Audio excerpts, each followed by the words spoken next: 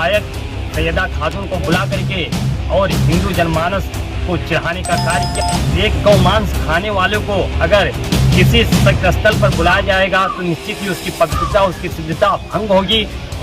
नफरतें तब तक दायरे में रहेंगी जब तक गंगा जमुनी तहजीब का पालन होता रहेगा और इसकी जिम्मेदारी हमारी आपकी है। मगर अब तो एक दूसरे के त्योहार और खुशी में शामिल होने पर भी धर्म के कुछ ठेकेदार पहरा लगा रहे हैं। ये मामला यूपी के सिद्धार्थनगर का है, जिसे सुनकर सब हैरान हैं। यहाँ डुमरियागंज क्षेत्र के बलुआ माता के मंदिर पर आयोजित श्री राम कथा में शनिवार की रात सपा विधायक सैयदा खातून शामिल हुई थी। उस समय उनका बाकायदा फूल माला पहनाकर स्वागत किया गया था, मगर ये बात कुछ हिंदूवादी संगठनों को रास नहीं आई और अगले दिन मंदिर का गंगा जल छिड़क कर मंत्रों के साथ शुद्धिकरण किया गया। सतचंडी महायज्ञ का आयोजन किया गया था, जिसमें कल कुछ अपने ही लोगों ने यहाँ की विधायक सैयदा खातून को बुला करके और हिंदू जनमानस को चिढ़ाने का कार्य किया और साथ ही साथ इस मंदिर की जो पवित्रता है, जो इसकी दिव्यता है, इसको भंग करने का प्रयास किया गया। और कोई एक गौ मांस खाने वालों को अगर किसी सख्त स्थल पर बुलाया जाएगा तो निश्चित ही उसकी पवित्रता, उसकी शुद्धता भंग होगी। और कल जब वो आई तो हम लोगों को लगा कि हमारी माँ का यह मंदिर जो करोड़ों करोड़ इस क्षेत्र के लाखों लाख हिंदू जनमानस की आस्था के केंद्र है, इससे हिंदू जनमानस काफी आहत हुआ। और मेरे सभी हिंदू जनमानस के आह्वान पर मैं अपने साथियों के साथ, अपने कार्यकर्ताओं के साथ आज माँ बलुआ समय माता जी के स्थान पर सुबह से ही आया हूँ, संतोष पासवान जी के साथ।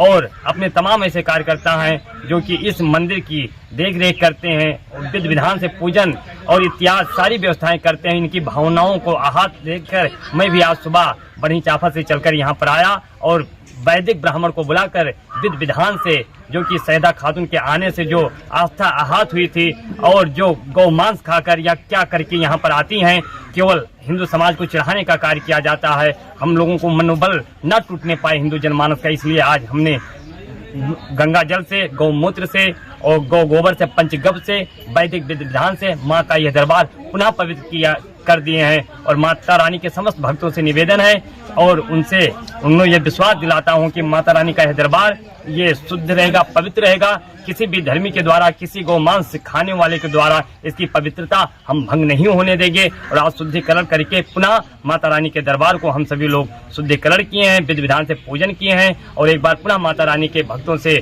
निवेदन करते हैं कि आप आएँ और आपकी आस्था और का सम्मान हम सभी लोग निश्चित ही करेंगे। मंदिर के शुद्धिकरण की इस घटना के बाद से ही समाजवादी पार्टी के निशाने पर हिंदूवादी संगठन और सरकार है। साथ ही इस मुद्दे पर बयानबाजी भी तेज हो चुकी है। 4 राज्यों में मतदान हो चुका है और अब तेलंगाना की बारी है। तेलंगाना को लेकर मतदान से ठीक पहले आए लोकपोल के एक सर्वे ने सबको हैरान कर दिया है। इस सर्वे में कांग्रेस और ज्यादा सीटें जीतती हुई नजर आ रही हैं। तेलंगाना चुनाव पर लोकपोल के सर्वे के मुताबिक कांग्रेस को सबसे ज्यादा 72 से 74 सीटें मिल सकती हैं, जबकि सत्ताधारी बीआरएस को सिर्फ 33 से 35 सीटें मिलने का अनुमान है। इसके अलावा एआईएमआईएम को 5 से 7 और बीजेपी को 2 से 4 और अन्य के खाते में 0 से 1 सीट जाने का अनुमान लगाया गया है। तेलंगाना में कुल 119 विधानसभा सीटें हैं और बहुमत के लिए 60 सीटों की जरूरत होती है। इस सर्वे के मुताबिक तेलंगाना में कांग्रेस पूर्ण बहुमत के साथ सरकार बना सकती है। वहीं वोट शेयर की बात की जाए तो कांग्रेस को 44 से 47% वोट मिलने का अनुमान है, जबकि सर्वे के मुताबिक बीआरएस को 37 से 40% वोट मिल सकते हैं। एआईएमआईएम को 2 से 3% और बीजेपी को 9 से 11% और अन्य के खाते में 3 से 5% वोट जा सकते हैं। लोकपोल के मुताबिक ये सर्वे 22 नवंबर से 27 नवंबर के बीच किया गया था और इसका सैंपल साइज 12,000 था। इससे कुछ दिन पहले आए लोकपोल के एक और सर्वे में भी कांग्रेस को सबसे आगे दिखाया गया था, लेकिन सीटें उसमें कुछ कम थीं।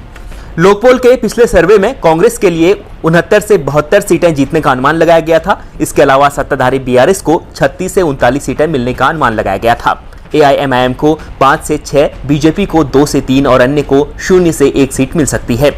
लोकपोल के अलावा एबीपी न्यूज सी वोटर ने भी पिछले दिनों तेलंगाना को लेकर सर्वे किया था। एबीपी के सर्वे में भी कांग्रेस को सबसे ज्यादा सीटें मिल रही थी। एबीपी न्यूज सी वोटर के ओपिनियन पोल के मुताबिक कांग्रेस को 48 से 60 सीटें मिल रही थी। वहीं बीआरएस को 43 से 55 सीटें मिलने का अनुमान लगाया गया था। उस सर्वे में बीजेपी को 5 से 11 और अन्य के खाते में भी 5 से 11 सीटें दिखाई गई थी। एबीपी न्यूज सी वोटर के सर्वे के मुताबिक वोट शेयर की बात करें तो कांग्रेस को कुल 39% वोट मिल रहे थे, जबकि बीआरएस के खाते में 38% वोट जाने का अनुमान लगाया गया था। इसके अलावा बीजेपी को 16% और अन्य के खाते में 7% वोट जाते दिखाया गया था। तेलंगाना में हुए 2018 के विधानसभा चुनाव के नतीजों पर नजर दौड़ाएं तो के चंद्रशेखर राव की पार्टी टीआरएस, जो अब बीआरएस है, इसने सबसे ज्यादा 88 सीटें जीतकर सरकार बनाई थी। कांग्रेस 19 सीटें जीतकर दूसरे नंबर पर रही थी। ओवैसी की पार्टी एआईएमआईएम ने 7 सीटें जीती थी। बीजेपी ने 1 और तेलुगु देशम पार्टी ने 2 सीटें जीती थी। तेलंगाना को लेकर ज्यादातर सर्वे कांग्रेस को जीतते हुए दिखा रहे हैं। देखना होगा कि ये चुनावी सर्वे सच में कितना तब्दील हो पाते हैं।